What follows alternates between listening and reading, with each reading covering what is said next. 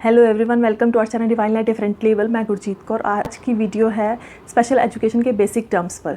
जब भी आप बच्चे को असेसमेंट के लिए लेके जाते हैं तो कुछ बेसिक टर्म्स होती हैं जो डॉक्टर या थेरेपिस्ट आपसे पूछते हैं कि बच्चे की मेंटल एज क्या है या बच्चे का IQ कितना है। तो ऐसा ना हो कि आपको इन टर्म्स के बारे में अवेयरनेस ही ना हो। तो आज की वीडियो इसी के ऊपर रिलेटेड है। First term is special education. It's a learning providing to students with exceptional needs. जिन बच्चों की नीड्स नॉर्मल बच्चों से थोड़ी सी डिफरेंट होती है और ऐसी लर्निंग को और ऐसी एजुकेशन को हम बोलते हैं स्पेशल एजुकेशन। इसमें मेन जो बेसिक नीड है स्पेशल एजुकेशन में वो है पेशेंस। हम पेरेंट्स को बहुत ही रिलैक्स रहना होता है इन सारी बेसिक टर्म्स को सीखने के बाद भी, क्योंकि जो टारगेट्स हम देते हैं बच्चे को उसको वो बार बार रिपीट करना पड़ता है उसको अचीव करने के लिए। सो पेशेंस जो है सबसे बेसिक नीड है इसमें।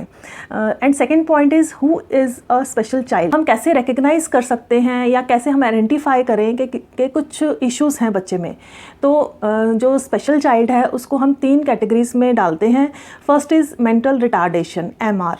मेंटल रिटार्डेशन में बच्चे की ग्रोथ और डेवलपमेंट बाकी बच्चों से थोड़ा सा स्लो रहता है, तो इसलिए हम इसको स्पेशल चाइल्ड कह सकते हैं।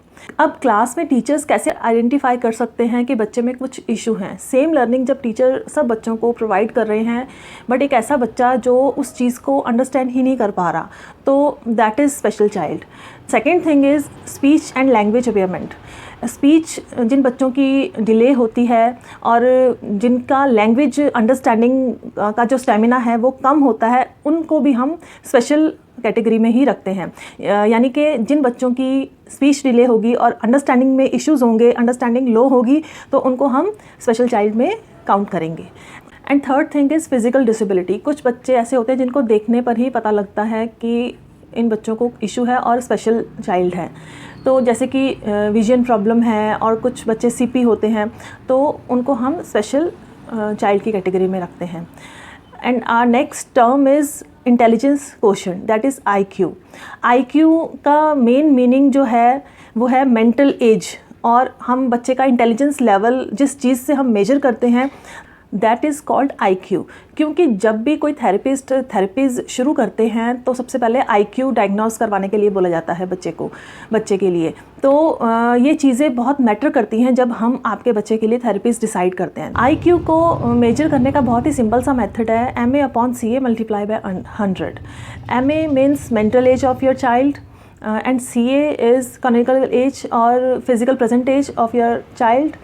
एंड इसका ये बहुत ही इंपॉर्टेंट रोल प्ले करता है आपके बच्चे के थेरेपीज़ को डिसाइड करने के लिए। Now what is mental age? Mental age is stamina और you can say ability, think and reason. बच्चा किस तरीके से सोचता है, किस तरीके से रीजनिंग करता है, तो ये सब मेंटल एज पे ही डिपेंड होता है।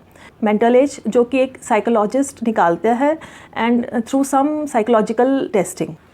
Next basic term is occupational therapy, that is OT। ये जो होल डेवलपमेंट है उससे रिलेटेड है और बच्चों की थेरेपीज़ के साथ ही साइड बाय साइड चलती है।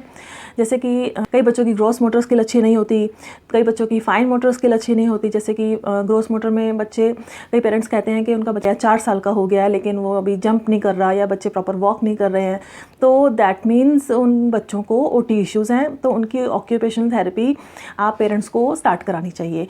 एंड ऑक्यूपेशनल थेरेपी और क्या करती है, जो आपके बच्चे के जो सेंसरी इश्यूज़ होते हैं उनको भी ख़त्म करती है। Next our term is sensory integrated therapy. Sensory integrated therapy में जो आपकी सेंसेस हैं, 5 सेंसेस एंड 2 मोर सेंसेस, वो इनके अंडर सब काम करती हैं। अब सेंसरी इश्यूज़ क्या होते हैं? कई बच्चों को हेयर कट कराने में प्रॉब्लम होती है, कई बच्चे नहाना पसंद नहीं करते, उनको वेट होना नहीं पसंद होता, नहाने के टाइम वो शाउट करते हैं। कई पेरेंट्स समझते हैं कि इनको बिहेवियर प्रॉब्लम है, तो ये बिहेवियर प्रॉब्लम बिल्कुल नहीं है, ये बच्चे के सेंसरी इश्यूज़ हैं उस वक्त। तो आप प्लीज़ पेरेंट्स बच्चे की सेंसरी इंटीग्रेटेड थेरेपी जो कि सेंसेस से रिलेटेड है, जिन बच्चों की प्रॉब्लम, वो करवाइए ज़रूर ताकि सेंसेस है वो रिलैक्स हो सके। और next term is motor development. Motor development में हम दोनों कवर करते हैं। First is fine motor skill and second is gross motor skill. Fine motor skill में आपके जो स्मॉल मसल्स हैं बच्चे के हैंड एंड फिंगर्स की, वो स्ट्रेंथन अप होती हैं। जैसे कि हम प्री राइटिंग एक्टिविटीज़ कराते हैं, वो सारी फाइन मोटर के अंडर आती हैं। एंड ग्रॉस मोटर में हमारी जो लार्ज मसल्स हैं वो इंक्लूड होती हैं, जैसे कि बच्चे का walking, jumping, sitting and running, ये सब चीज़ें जो है ग्रॉस मोटर में आती हैं। तो पेरेंट्स को इन टर्म्स के बारे में अवेयरनेस होनी बहुत ज़रूरी होती है। Next term is journalisation.